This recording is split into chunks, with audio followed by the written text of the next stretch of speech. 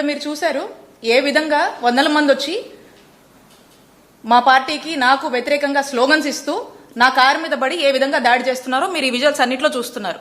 ఇక్కడ విచిత్రం ఏంటంటే నేను గుడిలోంచి బయటకు వచ్చినప్పుడు వాళ్ళే బయటకు వచ్చేలోపు ఈ రభసంతా చేసి మా మీద దాడి చేయడానికి, మా కారు మీద దాడి చేసి, ఇలాంటి స్లోగన్స్ ఇచ్చి ఇష్టం వచ్చినట్టుగా మాట్లాడి మా మీద దాడి చేసి తిరిగి ఈరోజు చూస్తే విచిత్రం ఏంటంటే ఈరోజు నా మీద, మా క్యాడర్ మీద కేసు కట్టారు.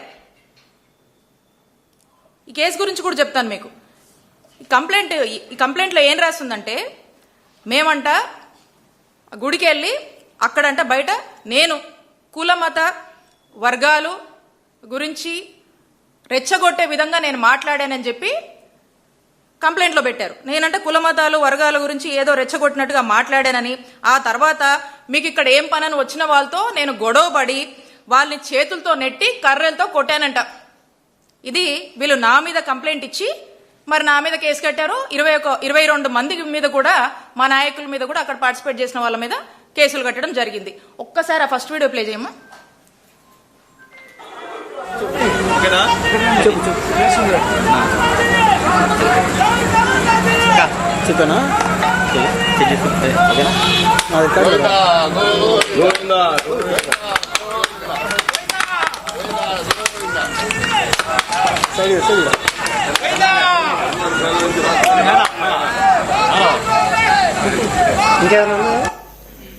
ఇక్కడ మీరందరూ కూడా గమనించారు, మేమంతా గోవిందా గోవిందా అని చెప్పేసి చంద్రబాబు నాయుడు గారికి మంచి బుద్ధి ప్రసాదించాలి అని చెప్పి మొక్కుతూ కొబ్బరికాయలు కొడతా ఉంటే అప్పటికే బయట గో బ్యాక్ అని స్లోగన్స్ ఇస్తా ఉన్నారు.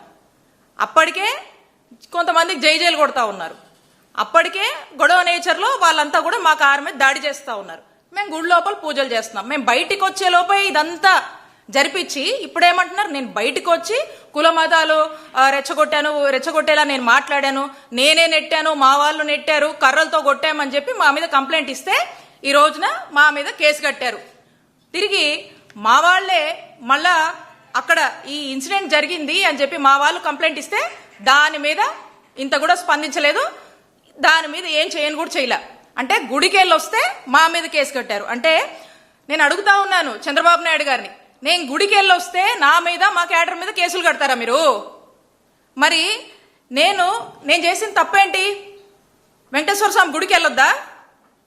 మీరు చేస్తున్నటువంటి మీకు ఇంకా మంచి బుద్ధి ప్రసాదించాలని మేము గుడిలోకి వెళ్ళి మొక్కొని వస్తే తప్ప మేమెక్కడ కవిచ్చాము? మేమన్నా గొడవ చేశామా? మా మానాన్ని మేము గుడికి వచ్చాము, మేము సైలెంట్ గా మా పని మేము చేసుకుని వెళ్ళుకుంటే టీడీపీ గుండాల్లాగా మీ వాళ్ళు వచ్చి ఈ విధంగా చేసి మా మీద కేసు కడతారా? ఎక్కడ పోతుంది లా అండ్ ఆర్డర్? ఏమవుతుంది? నేను కుల మతాలని రెచ్చగొట్టానా? మరి ఈ విధంగా ఇప్పటికైనా ఆ కలియుగ దైవమైనటువంటి వెంకటేశ్వర స్వామి మీకు ఇప్పటికైనా మంచి బుద్ధి ప్రసాదించాలని కోరుకుంటున్నాను. మీరు వెంకటేశ్వర స్వామితో పెట్టుకుంటున్నారు.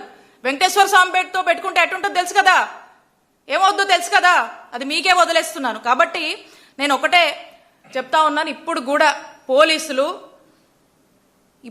పోలీసులు మేము ఇచ్చినటువంటి కంప్లైంట్ మీద రెస్పాండ్ అవ్వలేదు. నేను ఇదంతా ఎందుకు చెప్తున్నానంటే రాష్ట్ర పరిస్థితులు ఎలా ఉన్నాయి అని చెప్పడానికి దుదరిస్తా ఉన్నాను. కాబట్టి నేను చంద్రబాబు నాయుడు గారిని ఒకటే కోరుతా ఉన్నా, మీరు ఎంతసేపు రెడ్ బుక్ ఇంప్లిమెంటేషన్ అంటా ఉన్నారు కదా, అదే మీరు ఫాలో అవుతున్నారు కదా, 20 నెలలుగా కూడా మీరు చేస్తుంది అదే కదా.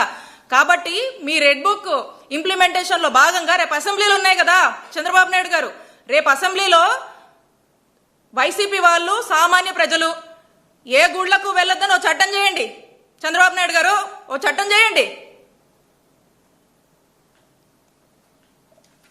ఇంకా ఈ విధంగా మరి పోలీసులే దగ్గరుండి దాడుల్ని ప్రోత్సహిస్తూ, దాడులు చేయిస్తూ, ఈ కూటమి ప్రభుత్వం వచ్చాక అధికారులను అడ్డం పెట్టుకుని ఏ విధంగా పోలీసుల్ని ఉసిగొల్పి హింసను ప్రేరేపిస్తున్నారో రాష్ట్ర ప్రజలందరూ కూడా చూస్తా ఉన్నారు. మరి దీని పర్యావసనమే అంబటి రాంబాబు గారి మీద దాడి, జోగి రమేష్ గారి ఇంటి మీద పెట్రోల్ బాంబులు ఏ విధంగా వేసి ఏ విధంగా అక్కడ భయభ్రాంతులకు గురి చేశారో మనమంతా కూడా చూస్తున్నాము. కాబట్టి మాజీ మంత్రులుగా ఉన్నా కూడా ప్రతిపక్ష నాయకుల ఇళ్లపై ఈ విధంగా మరి దాడి చేయిస్తున్నారంటే ఒక్కసారి ఈ రాష్ట్రాన్ని చంద్రబాబు నాయుడు గారు ఏం చేయదలుచుకున్నారో ప్రజలందరూ కూడా ఆలోచించాల్సినటువంటి అవసరం ఉంది. సూటిగా ప్రశ్నిస్తున్నాను నేను చంద్రబాబు నాయుడు గారిని, అసలు ఈ గొడవ కారణం ఏంటండి? జరగని కల్తీనేయిని జరిగింది జరిగింది జరిగిందని మీరే అవాస్తవాల్ని అసత్య ప్రచారాలని ప్రజల్లోకి తీసుకువెళ్లారు. అది మా వైఎస్ఆర్ కాంగ్రెస్ పార్టీకి ఆపాదించి మా నాయకుడు జగన్మోహన్ రెడ్డి